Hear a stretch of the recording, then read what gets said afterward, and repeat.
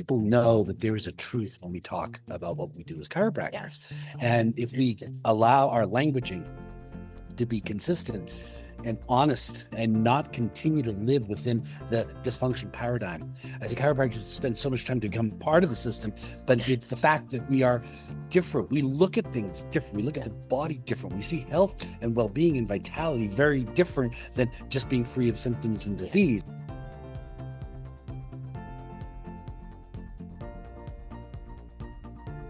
Hello, and welcome to Build Your Remarkable Practice podcast. This podcast is dedicated to chiropractors who are in the seasons of launching and building their practice. Join myself, Dr. Lona, and my co-host, Dr. Bobby, as we have conversations each week as it relates to building the practice of your dreams. And remember, you can have a remarkable practice as part of a remarkable life, not instead of one. We're here to lead you on the way. All right, welcome back to Build Your Remarkable Practice podcast. I am here with one of the celebrities in chiropractic. Oh, I thought I was with the celebrity in chiropractic. Oh, that's nice. Yeah. Dr. Peter Kevorkian, who is... Actually, did you know that I was president of the Lona fan club?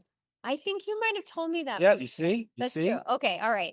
He's also the president of my fan club. That just sounds so arrogant of me saying that. But truly, you've, for many, many years, been high up in pretty all organizations that promote true chiropractic, whether it's New Beginnings, the ICA or ICPA, Pathways, Sherman, just so many things. And now he's president of Life Chiropractic College West. Yes. Super exciting. Yes, very exciting. He was with us last weekend when we were in Phoenix, Yes. TRP. Oh, what a great group. Oh my God. I mean, I've known Steve for ages and known of the group, but that was my first time being immersed in TRP energy. Oh my God. What a great inspirational group. Yeah, really, really great. We had a great time going out and riding the bikes around downtown Phoenix. Yeah. On the way to dinner. It's fun.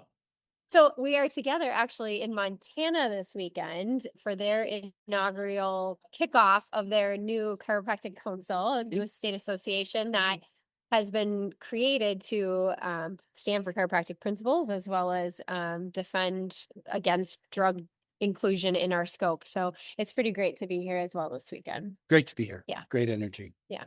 Peter, we're going to chat today. You know, Dr. Peter has practiced for 42 years. Had a huge family practice in Massachusetts and practiced with his wife, Patty. And from your perspective for, not only being in private practice on a high level for so many years, but now all the things that you've done over the years in politics and now leading a school, when we look out at the profession to start with, like, what are you hopeful about? And what are you also hoping changes? In the words of Jerry Clum, Dr. Jerry Clum, who was the first president of Left Chiropractic College West, there's never been a better time to be a chiropractor. And I firmly believe that.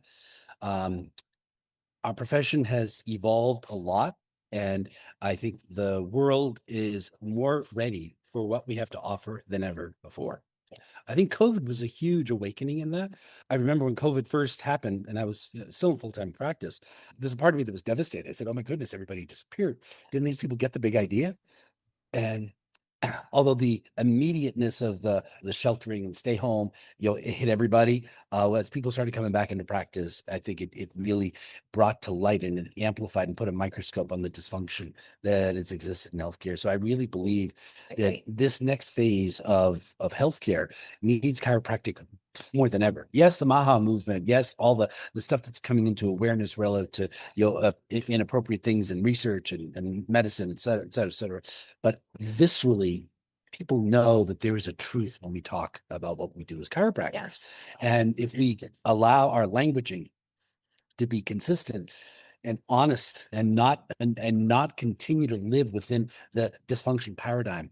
As a chiropractor, spend so much time to become part of the system, but it's the fact that we are different. We look at things different. We look at the body different. We see health and well-being and vitality very different than just being free of symptoms and disease. And that I think the world is more ready, more prepared for us than ever before.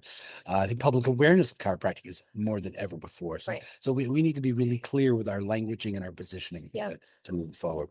I agree. And, sitting in this conference right now, we've both spoke already, and both of us said like there is opportunity right now, but there needs to be more of us. So that's one of the things I know you're actively doing, is trying to steer a school to bring more chiropractors in who know what chiropractic is and who are doubled down on that philosophy. Well, so often people go to school, they graduate, and then they realize what chiropractic is. They either never got the philosophy in school, and they got it. Oh, say, oh my God!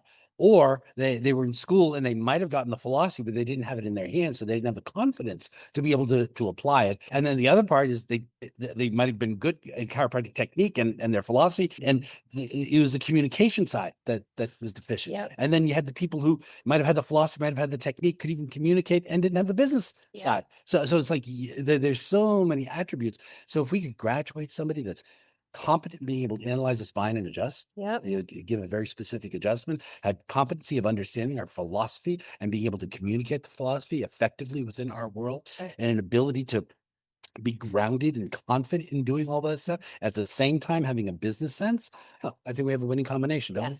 Well, and that's what we were just talking about offline, is like after last weekend in Phoenix, Peter's perspective, and then knowing that as chiropractors, a lot of us are very much relational and heart-centered and went in to help people. And so this learning business acumen and being able to put that structure and utilize business concepts to learn how to grow our practice so we can reach more people is a huge part of what TRP is doing, but also, as we were chatting, like something that a lot of us need.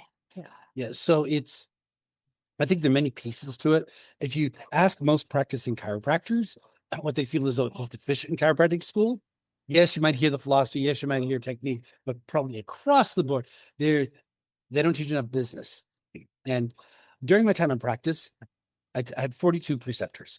So students who would finish off their program for a few months in my practice from a variety of schools. And I wanted to make sure that all of the students not only learn the office procedure in terms of patient environment, adjusting and all that stuff, communication, but also got a window to how do the business side run, both at the front desk side as well as the accounts payable side. So I would take time with my students and show them everything. And so it would be throughout their process. If they were there for 3 months, we'd take a few hours over that period of time and go over things. And you could literally see their eyes like glass over after about 15 minutes of talking about business. And it became apparent to me that students do not have the bandwidth to learn business procedure. And yes, you could teach more business, but more than teaching business techniques, it's a business mindset. And that business mindset, in my opinion, has to start at the front side. We're making it very easy for a person to go hundreds of thousands of dollars into debt, okay, by signing a piece of paper, being given lots of money. And we don't take the responsibility to really building an understanding of what does that mean? And how do you manage expenses and income in your life? Right. Because we're all running mini businesses called our personal lives. Absolutely. Yes. Absolutely. And so students need to start doing that. Yeah. I mean, even as an institution, we need to look at that. If there's a shortfall, oh, we need more contributions. And I said, contributions are great, but the business itself, the business of academia needs to self-sustain itself. That what you are doing in terms of your product and what you charge for in most our colleges tuition, that can sustain the college. And yes, contributions are great. That's, you do capital campaigns to build buildings and grow your programs and things of that sort. But the business needs to run efficiently, effectively, and that is whether it's a practice or a school. Or personally. Or personally. And so that's what needs to be given to our students. Yeah.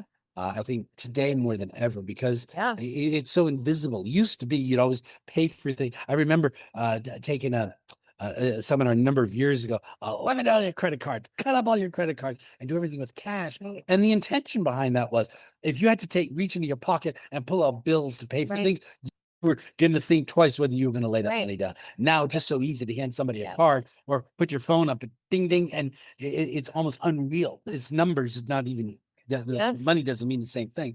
I mean, that's what they do in Las Vegas or any place you gamble. You're using chips because that doesn't have the same reality behind you. So I think having a business sense is what students need. Yeah. Well, and not all of us need that awareness too. I remember graduating chiropractic school, and luckily I had a father that always says, when I would spend money, he'd say, that's the last $20 you'll pay off. And I kind of got annoyed at him for saying that to me. But also, when I sat down in the room on the graduation day and I was handed my folder that showed how much student loan I had, that was the first time I'd seen that number. And to your point, whether it is learning how to pay back student loans or learning how to invest in the next phase of your business, whether that's launching a practice or investing back into the practice to hire the next associate or to get a bigger space or whatever, like all of them, there is a business sense that has to understand, like, I'm going to put this in, and my left brain is going to go to work to understand how that also means that I'm going to be able to serve more will come back in through this exchange that happens, and the system will be better for me making this happen, right? Right. Yeah. But if we haven't been taught to think like that, No. or at least not be exposed to that. I worked in a chiropractic office when I was 19, 18, 19. And I sort of laughed because I remember certain things that stuck out to me working in this office, and it was the CAs and like what they talked about, because they like gave me a privy to like life in the next 10 years of my life. But I certainly could have picked up a lot more about systems in an office if I would have even known what I was looking at, right? And if you don't know what you're looking at, you don't know what you're looking at. Well, I remember, although I never was a coach in practice, there are loads of people I coached. And For sure. very often when I talk to somebody, they'll say, "Oh, I want to have a practice like yours, wellness practice, people coming in, bringing their kids, staying for a lifetime." I would ask, some the rock bottom data in terms of statistics. How many new patients did you see last month? How many visits did you see last month? What were your billable services? What you collect? Those four numbers, you learn a lot. Right. You learn a lot. There are loads of metrics, and most people say, "Oh, I don't do that." And it's, what do you mean you don't do that? You're serving people. This just gives you a measure of what you're doing. And I can tell, knowing those, just starting there, do they need to work on collections? Do they need to work on patient education? Do they need to work at, where can you begin to intervene to make better changes in your practice? With that, because Peter was just speaking and said, like, when he sold his practice or left his practice, there was over 200 people who were getting checked and adjusted weekly for over 20 years, and that his PVA was over 200 visits for an average patient, right? Yeah. So when you just reflect on that, Peter, like, what do you think were some of the most impactful parts of how you practiced or how you ran things that you and Patty did right to create that? The simplest one is you took care of people like family. Yes. Yeah. That's not a metric. Was that? I said that's not a metric. No, but your metrics tell you that. Exactly. Okay. Yeah. But when you have 200 people that have been in a care once a week or more for over 20 years, there's a degree of trust that's down. I will, total transparency. If every patient paid the office visit fee, which when I left practice was, I think, $65 per visit, every visit, $65, every time they came in or their spouse or their kids came in, that's not affordable. If we were to charge per visit for every single person walk through your door for every adjustment, that fee per visit mindset would never sustain people. It's just financially improbable. I mean, if you had a family of four and you had to pay $12,000-$15,000 a year to check that family of four once a week for ever, right? Most families would find that outside their budget. Right. Okay. Yep. And so it's creating a fee structure that makes it possible for people to do that. Right. It's an integrity with how you want to practice. Right. And so and that's how people, I remember I once heard a speaker once say, "I'm going to guarantee you make the amount of money that you could consider." Let's say you pick $1 million a year. Okay. Yeah. You want to make $1 million a year. Great. Okay. You want to make $1 million. I'm going to guarantee you're going to have that. How many people do you want to serve in a week? 50 or 500? 100. Now, if the answer to that was 50, my system would never work. Right. But if what you want to do is serve more people and so you can make whatever amount of money in chiropractic that you want to. Okay. You just figure it backwards. What's your capacity? And what would you need to charge per person to pay you to receive that? And then how do you make that affordable? Well, and as we were just talking about, like, I think especially in chiropractors leaving school or maybe they're associate and they're thinking about owning their own practice, a lot of times they haven't played with the math like that enough to just even conceptualize what could be possible in a higher volume setting Mhm. and how much abundance could flow to you, which is part of creating it, is you have to believe it's possible, right? Yeah.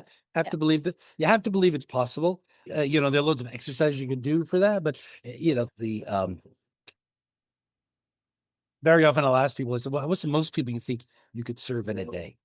And most people said, oh, 20 people a day. Great. And then the other people say 300 people a day. Yeah. The person who sits at 20 people a day saying that that's the most people I could serve in a day. Look at the person who says, oh, I can serve 300 people in a day. Because all the stories come up. Ah, how could you serve? How do you give quality care? How do you? Yeah. But yet you go to some of these practices where somebody is serving 250, 300 people in a day. Nobody's rushed. Right. There's Connection, competency, and being able to deliver the adjustment, but it's all the mindset, what the stories that we attach to things. You know, if I ask most people, how long does it take for you to adjust your spouse? Couple minutes. Couple minutes. I said, well, do you love them? The thing is, a spouse or a child or a family member, you're not visiting. You're there, you're adjusting, and you're moving on. So if we took out the part that you think you need to do and realize that can still happen. I mean, at the end of my day, you could sit down with me. I could have seen 250, 260 people in a day, and I could probably tell you the names of all the people that I saw. I could also tell you if they were married or not, what their names of their kids are. They probably are also coming in. Yeah. I could tell you what their jobs were and what their hobbies were, because as you meet people and get to know them over a period of time, you get to know them. So I don't need to visit when I'm with people. If that interaction is just going to be for a few minutes. Of my goal is I want a lifetime relationship with somebody. Yeah. I don't want it to just be for acute care. And you told people that. Yeah. I told day one. Yeah. Yeah. That's I remember you or Patty saying that at some point when I was listening. Okay, so in kind of rounding this conversation out, we could talk forever. As you look ahead in your leadership position, as well as just you make some moves in chiropractic, you're around on all sorts of different seminars. Like, what is your hope for like this next, let's just say several years in chiropractic? What would be a win that you see happening in the profession in this space that we're in right now? I feel as though we need to make a clear delineation of what is the uniqueness of chiropractic. And the biggest problem that I believe happened is D.D. Palmer never defined what chiropractic was. And you know, you've had this push-pull from the leadership within our profession saying, oh, chiropractic is whatever the state says you're allowed to do. Yeah. To chiropractic is just this. Okay. I'm going to propose that the real magic of what we need to offer society today is doing something to build the health, well-being, and vitality of humanity. That Instead of reacting to the dis-ease of something. rather than just focusing on a pathology that we're treating. Yep. So we need to move our languaging and our focus. It's what's going to allow the creation of better health. Okay. And if we can put our attention there, we will be the leaders in that, because the practice of medicine has nothing to do with that. Medicine is defined as the diagnosis and treatment of disease. So if we want to move away from an allopathic paradigm, we need to shift our languaging and our attention to optimizing the bodily function. So that first becomes in terms of our big objective. We're here to enhance well-being and vitality, not just treat conditions. The problems obviously we know makes a difference. That's why we exist today. But part of that is also beginning to look at what are we addressing to get there. So we're not, the unique thing that we do is our spinal adjustment. And what we're doing is a spinal adjustment. My next question is why? You're doing that to take pressure off the spinal cord and the nervous system. How do you know you're doing that? Because you're addressing this phenomena called the vertebral subluxation. If we're looking at the vertebral subluxation as a pathology, we are going to remain as a subset in the medical process of allopathic protocol that we're going to be treating this condition, a limited condition. And in the mind of the patient and the mind of our profession, we're renaming the condition. The condition isn't the cephalgia, the sciatica, the neuralgia, the bedwetting, the tongue tie. It's now the subluxation condition. So I'm proposing that our languaging begins to shift the subluxation as being pathology that's being addressed to a set of phenomena and indicators that let us know that the nervous system is in a less than optimal state. Yes. We're not treating that. We're saying, okay, what input can we give into the system that allows the body to organize itself at a higher level, to adapt to the world better, to have a greater degree of adaptability, flexibility, sense of coherence. So to remove this pathological idea of the subluxation and allow it to recognize that it's a set of findings that gives us a window of how we give input to the system. That necessitates that we have monitors and measures of the nervous system, meaning that we are specific in our analysis. So I would like to see the word treatment eliminated when we're in the chiropractic world and leave that to the aspect of a practice that will be the diagnosis and treatment of a condition. And that we utilize the term adjustment to be two specific things. It's the analysis of determining where to put a force in and the force application. So an adjustment lives in the chiropractic world and the treatment lives within the medical paradigm. And then creating a clear languaging that bridges that and create fee structures within our practice that bridges that. Yep. Yeah. Yeah, I think it was Dr. Autumn Hickscore who said to me, I'm or she was at a seminar, you could hear a pin drop in this room, and she said, I'm not here to talk about subluxation. And we were in a principled room, and so everyone was like, oh no, like what is she gonna talk about? She's like, I'm here to talk about everything that's right with you. And it was just that slight shift of it doesn't mean that subluxation is wrong. It's just like she's like, we're about the innate intelligence. We're about like the body's amazing ability to adapt and be resilient. Let's talk about all of that more and be more about that than why it's subluxated in the first place, right? Otherwise, we're constantly having to make somebody broken. Okay? Yes. Now, I'm not minimizing all the things that we do, whether it be X-ray or HRV or a surface EMG. All of those are tools to give us a window into the spine, into the body, and how we can best care for somebody. But you can use that either from a pathological standpoint, or you can use it from a salutogenic or a vitality standpoint. And that's what I'm proposing, that we need to have clarity on that. I remember, in practice, we used the model of subluxation degeneration. Phase, it should have a normal curve in the neck. Phase 1 is that curve is straightened. Phase 2, there's some degeneration. Phase 3, there's more degeneration. Phase 4, it's fused to, what I'm talking about. And I remember, I'd look at that, and a number of years of doing that as patient education, I would say, I just created the subluxation disease. I said, oh, bad bone. And I'm talking about everything that's wrong with you. Right. Yeah. Right. And so Yeah. I didn't stop doing that. But what I did is I reframed how I explained it. And I would go to a patient. I said, I know you're looking at this and this shows that you're in phase 3. I said, and there's a part of you that's going to say, oh my goodness, I'm falling apart. And I said, I want you to know that is a sign of the brilliance and the genius of your body. If that didn't happen, probably something worse may occur. I said, your body is striving, always striving to do the very, very best that it can. So now you're at a point of empowerment. That's brilliance and genius. So to have them recognize that, yes, that isn't preferred. Obviously, it's not preferred. But what we want to do is minimize the need for the body to do that. If we could take pressure off the nervous system and the spinal cord, it will allow that body to adapt better. It may not need to continue. And no matter what, less pressure on the spinal cord and the nervous system, your body's going to be in a better place. Yeah. And that's the piece or the bridge that we need to begin to add in terms of the articulation. So good. We all need to go back and re-listen to that and then share it with a younger chiropractor too. So good, Peter. Thank you for all you do for our profession and being able to be a trailblazer to have a different conversation. Hey, honor being here. Keep the power turned on. Love you guys. Thanks, Peter. Hey everyone, please listen in for this next bonus interview of one of our remarkable success partners. They all help us help more people find the benefits of chiropractic. So listen on. Hello, remarkable CEOs. It's Coach Dr. Eric DiMartino here. I'm excited to be in studio today with Mark from Aspen LiveWell. Mark and Aspen LiveWell is one of our remarkable success partners, and we just love our remarkable success partners because they help further our mission of helping our docs help more people. So welcome today, Mark. It's great to be in studio with you. Please take some time to tell the audience a little bit about you and what your business does.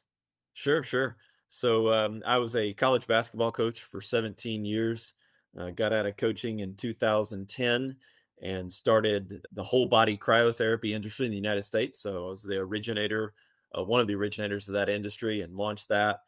Got involved in light therapy about 2015, and then went into that full time about 2018. And I'm now with Aspen LiveWell. I'm their VP, and we've got 4 brands under that. We do class 4 medical laser. We do whole body full photobiomodulation light beds. We do panels for in-home use. And then we do topical, the world's first optical clearing gel for on-skin and off-skin laser and light panels. Great. That's great. And so, we always are teaching our remarkable CEOs out there that every business exists to solve problems, right? So can you kind of share with our listeners, what problems do you guys specifically solve for chiropractors? Yeah, I mean, light is a photochemical solution that most chiropractors can't address in their office. Um, you doesn't mean that adjustments don't have some chemical reactions in the tissue. They do, but not at a photochemical level that would be like injecting somebody or giving somebody a drug. So first, it would be like morphine. I can take a laser and have a morphine or tramadol or toradol effect on a nerve. I can turn a nerve off within 10 minutes of the first visit and get 90% of people pain free right away.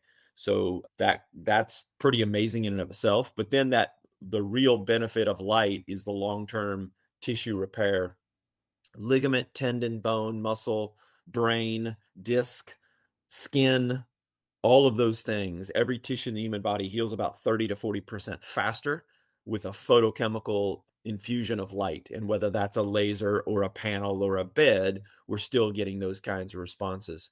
So the first problem it solves is it gives chiropractors a whole nother patient population that they currently can't address with traditional chiropractic or decompression or the things that they're doing right now. So it's a whole nother SKU. And in business, we're always looking for as many SKUs as we can to bring revenue in. So it brings people in the door that may also take chiropractic services or may leave their chiropractor and go, well, I can go to my chiropractor and then I can go over here to, Dr. DiMartino and do light therapy, but why don't I just put everything over with Dr. DiMartino and do it all at one stop? So that's the other part. The real problem we also serve for chiropractors is we give them a business within a business revenue stream that doesn't involve their brain, their time, and their hands and their back. A light business can operate completely independent of the chiropractor. Chiropractor doesn't have to be there, doesn't have to meet the patient, doesn't have to do an assessment, doesn't have to write a prescription. The staff can run the light therapy business and produce as much or more revenue than a chiropractor can produce with their own time and their own hands and their own talent. So that's a pretty big metric for everybody that's in the remarkable practice. It's in that looking to scale, right? How do you scale if you're just one chiropractor and one assistant and one front desk billing girl, right? You can only scale and you can only scale so far and you can't clone yourself, right? And assistants are more expensive, right? So staff and payroll are more expensive. So if you can clone a business within your business and it doesn't involve you and it can send you revenue, we call that freedom, right? I mean, that's when you get all the way to scale, grow, exit, that means it's sending me money. And I can choose to continue to work or I can choose not to continue to be in the office and it still sends me money. And that's really what the light therapy business does for chiropractors. Absolutely. And like you said, it helps solve complex problems when the body can't heal itself, right? And as For sure. chiropractors, we remove subluxations to allow the body to heal itself. And the body can do that.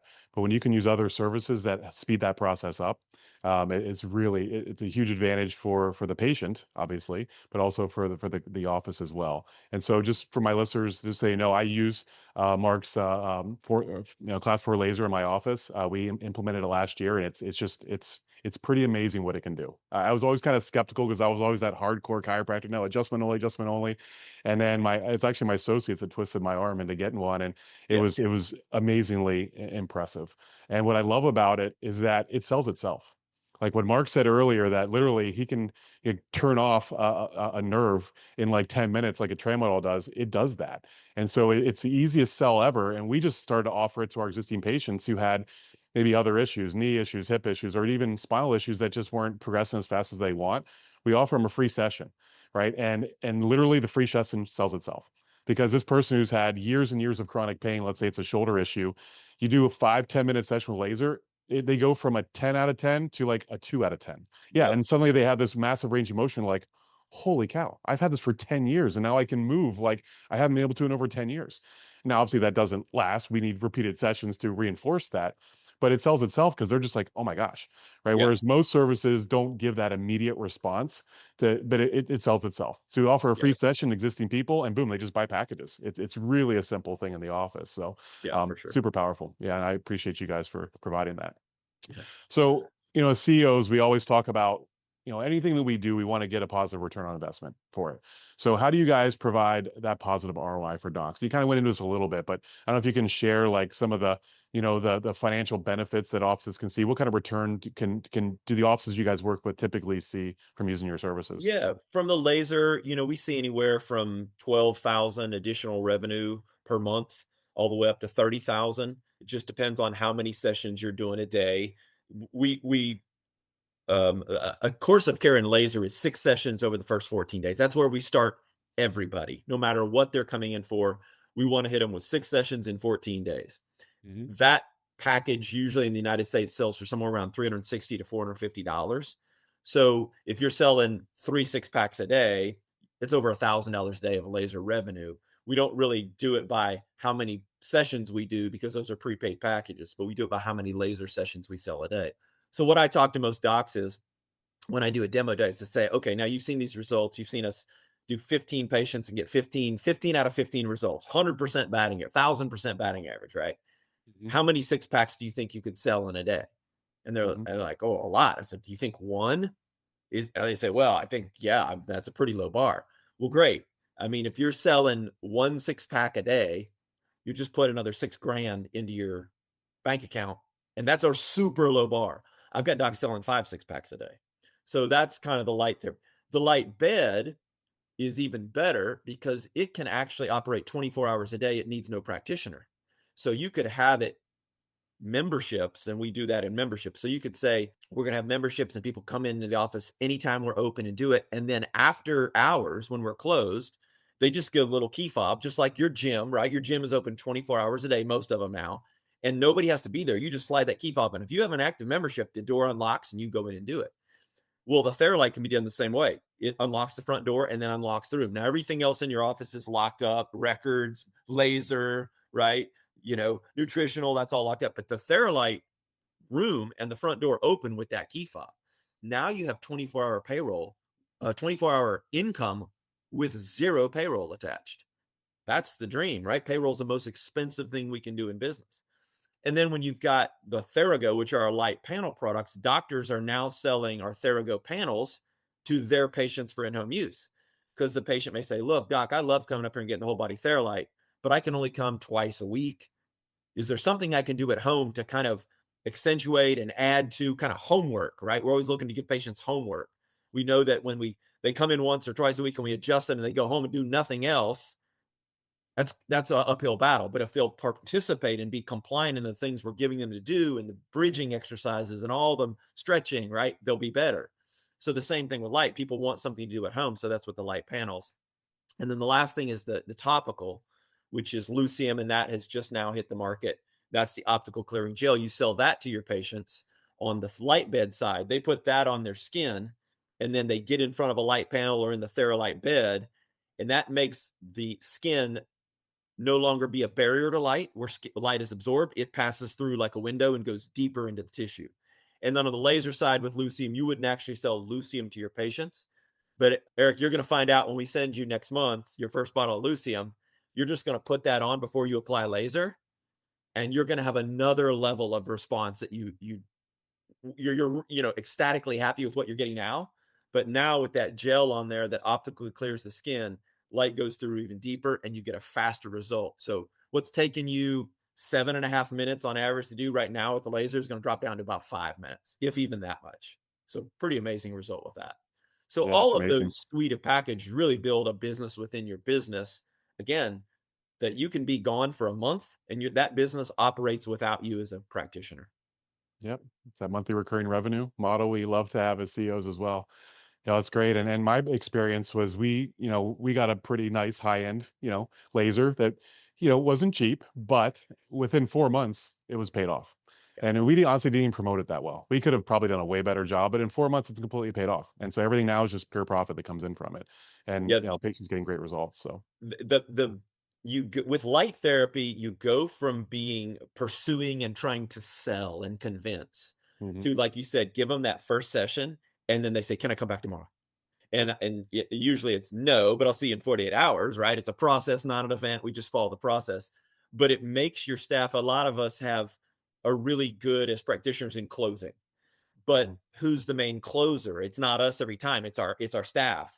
And some of them aren't real great at that yet. And we're coaching them and we're sending them to the remarkable practice and we're teaching them how to close and overcome objections and reverse the risk if the patient's going to walk out the door and they're not going to buy, right? But the light therapy part of it makes the patient pursue them. So I've taken some really terrible closers and had them at about an 80-90% close rate, because all they have to do is apply a laser and go, say nothing. And the patient goes, I want to come back. I want to do it again. Can I buy more? And I like, yeah, well, let's start you with a 6-pack. We just did the first one. Let's buy 5 more and we'll schedule you for 48 hours from now. We'll have you come back in again. So that's a really refreshing change. And then if you look at the explosion of full body red light therapy right now in the marketplace, it's amazing how rampant it is and how fast it's growing. So now you have people going full body light therapy near me. Boom, you pop up, they walk in the door and you haven't spent a dime bringing that new prospect in, right? Where always cost of customer acquisition is really important. When you spend $0 on customer acquisition and they pay a $200 a month membership and stay with you for an average of 13 months, can you beat that return? I mean, you can't beat it in the stock market. So it's a pretty good rate of return. Oh, absolutely. And what I really love about you guys too is your customer service, and like your onboarding. And so, like, I'll share with the listeners, one of my hesitations about bringing laser in is I just didn't understand it and I didn't know how to sell it. Right. That was really one of my things. But what you guys did so well is Mark came into my office, he flew to my office on his dime, spent a whole day with my team, explained the chemistry behind it, like what light does in the cells and why it works so well. And so my team would understand on a very basic level. And he had me do something. I was shocked. He said, bring in 10 of your biggest challenges that are patients of yours. Bring them in and we'll do a free session with them and I'll walk you through and actually do it. So we did that. We brought in some really challenging cases and these people got unbelievable results, like unbelievable. I mean, I'll share the one guy had horrible knee arthritis. I don't know if you remember this guy, Mark, but horrible. He's probably only 60, not that old, but man, horrible knee arthritis where he kind of walked crooked, 10 years of this pain. Did laser on both of his knees. He was able to walk normally with no pain. And he was just blown away. And so I was like, I could not believe immediate results happen with that. And so I love how you guys really kind of hold the practitioner's hand with you explain it all. You train the team how to do it. So it's just a really easy onboarding process and just makes everything much simpler. So I really appreciate it. Yeah, I always prefer to do that in person. I mean, Yeah. a lot of them will send you a manual and do some online courses. And I think that face-to-face person, because we're not just showing you how to use the device, we're showing you how to educate the client. Your educated patients are your best patients that know why you're doing what you're doing. They buy in, they're compliant with everything you ask them to do because they have the most education. The people that are just there and go, oh, I just walk in, get fixed and walk out and really don't think about it, they tend to drift off. And that, now we talk about ROI again, lifetime value of a patient decreases. The higher the education, the higher the lifetime value of that patient, the longer they stay with your practice. Absolutely. It's great. So Mark, tell me, how can our listeners connect with you guys, learn more about what you do?